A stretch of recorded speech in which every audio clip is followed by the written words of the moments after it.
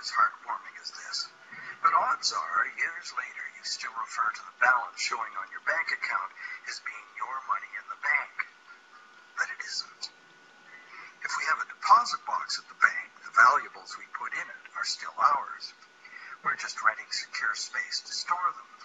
In common usage, the word deposit means to set something down. But the use of the word deposit to refer to a bank account is misleading. A bank deposit is in reality a loan. What the amount in our bank account really indicates is how much money the bank owes us. It's a record of the bank's promise to pay us money, not the money we deposited itself. The difference is important. The truth is, when we hand the contents of our piggy bank to the bank teller, our money becomes the bank's money to do with as it pleases. All of the money in the bank is the bank's money. None of it is ours. That's why the bank pays us interest. We have loaned the bank our money. This may seem to be a semantic distinction. We know we can go to the bank at any time and take our money out in cash if we want to. But the distinction is not semantic, nor is it trivial.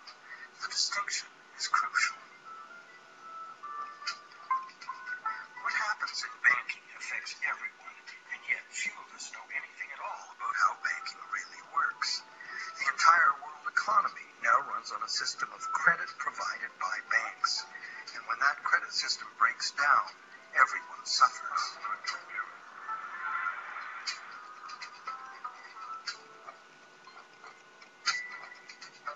To make things worse, the explanations for these breakdowns offered by the experts never look at the root cause, namely, that other than cash and coins, which make up just 1 to 5% of money in circulation, all the money in existence today was created as the principal of a bank loan, with the banks requiring principal plus interest as so-called repayment. Not only does this make the existence of money entirely dependent on the existence of bank credit, it makes the system as a whole bankrupt by design, as total debits, principal plus interest, exceed total assets from the moment the first loan document is signed. As the global banking system staggers towards worldwide collapse, more and more people are realizing they can no longer ignore the realities behind banking as it is practiced today. Many have lost their homes and jobs due entirely to the unsustainable practices of moneylenders. It's time people understood money and the pressing need to fundamentally change the way it works.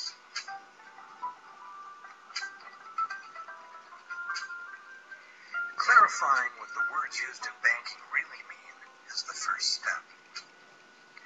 Now that we know that a deposit is, in truth, a loan to a bank, the next question is, what is a loan that we take out from a bank? When we sign for a loan, we give the bank a pledge to pay the amount of the loan plus interest. In return, the bank credits our account in the same amount as this so-called loan. When we speak of the bank as having put the loan money into our account, in reality, the only thing the bank puts into our account is its promise to pay the money. What has actually happened is an exchange of promises. Neither party has delivered anything to the other except matching pledges of debt. So who is the borrower and who is the lender? The terms loan, lender, and borrower are all misleading.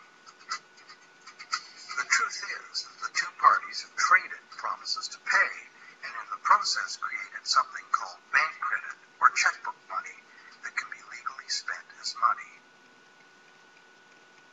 Bank credit can be spent because we, in our innocence, notice that each time we deposit into our account, it increases our balance by the same amount.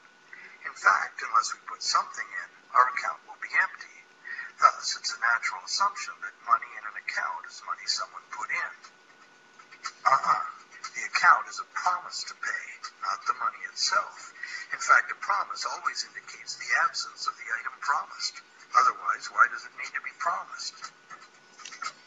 Now, because all bank accounts are just promises to pay, the bank and the borrower can simply exchange promises and, in the flash of a few keystrokes, a positive balance appears in the borrower's bank account without anyone putting existing money in.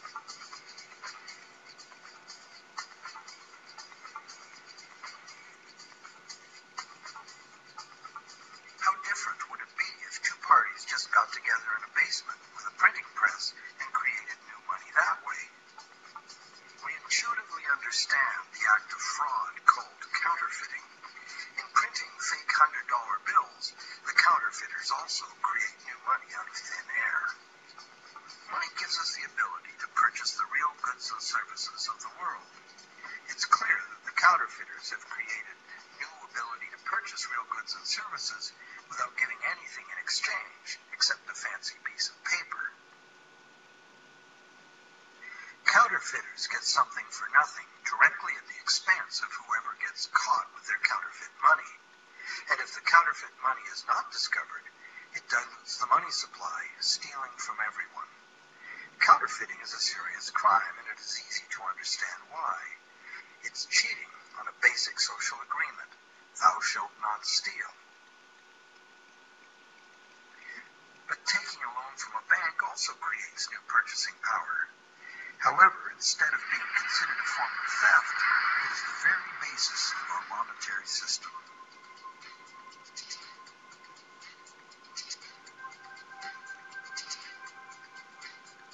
How did one form of creating money out of thin air become a crime, and the other become standard business practice and the source of almost all our money? For this is what has happened. To understand how, we need to look at the history of the laws governing commerce. But before that, we need to understand the logic of the loan process itself.